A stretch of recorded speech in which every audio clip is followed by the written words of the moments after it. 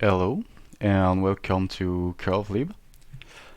CurveLib is an add-on I made because I was working on a Roman architecture project and realized that I had no easy way to store and visualize the moldings I was creating for this project. So I decided to make this add-on, and this is how it works. You just have to select your curves and and save them with the plus button. But right now I have the categories. I want to create a new category, so I go to this folder icon right here and create a new cat. Then, once my category is selected, make sure it's really selected. Once it's selected, you can simply press the plus button. It will add all the curves. You can customize the render settings to change the color and also the kind of render. For example, I keep the heavy render and I press the plus and we can see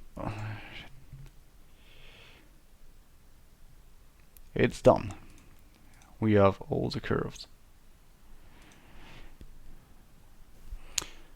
There are a few options at the moment to control your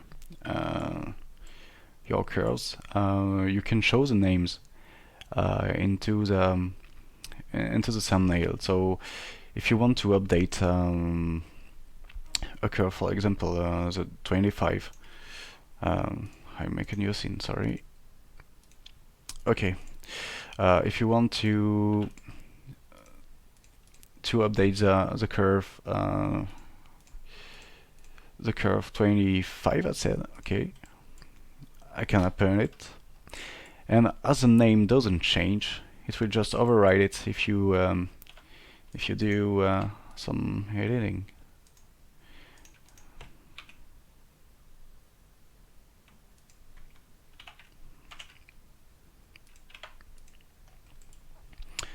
So I'll take matcap just to see the real difference.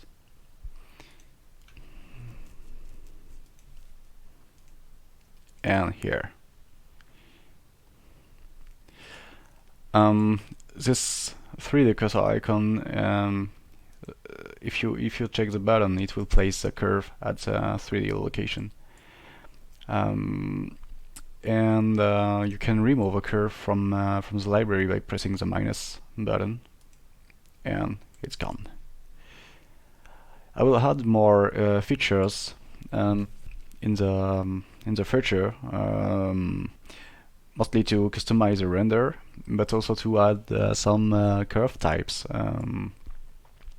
But for example, right now you can, if you want to have a render a bit like this, so the piece is not flat on the ground, you can control it manually this way, for example, and can turn it a bit like this, and you can add it and refresh. And so, yeah. But I will add some presets to have a specific point of view, so you don't have to turn your curves every time. And it will come in not so distant updates. Thank you.